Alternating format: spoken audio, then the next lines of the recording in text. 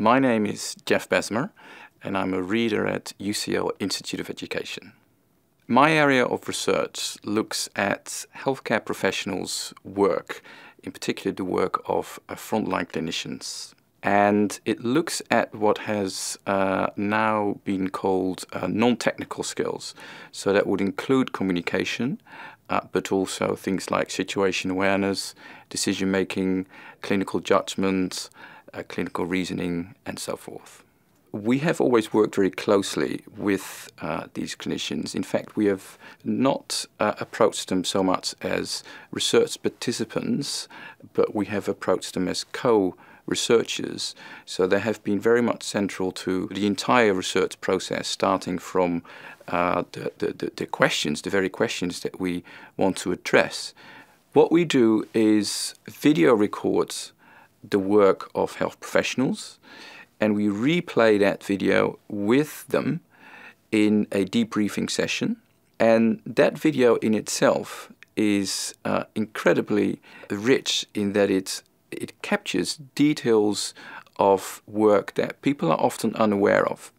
They can be very minor little details about how they accomplish these very complex tasks that they can become aware of by looking back at the video and reflecting on their work.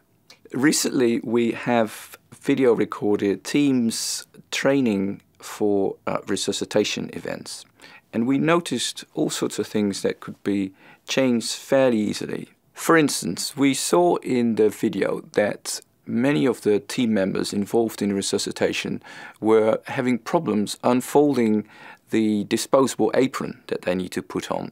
It takes their attention away from what they really need to focus on, which is the heart monitor and all the other vital signs that they need to check at that particular time.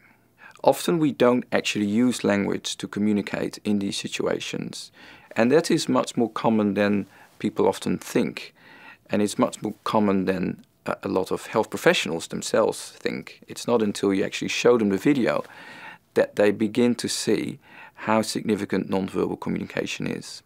Part of doing research is developing resources that have a life beyond the research projects.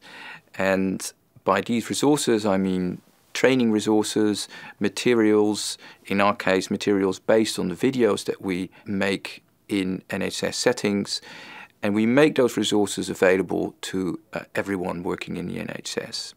We also use those resources to develop simulation scenarios, to develop team training sessions, and we have done lots of roadshows going around the country into different NHS spaces to work with clinicians there using those resources.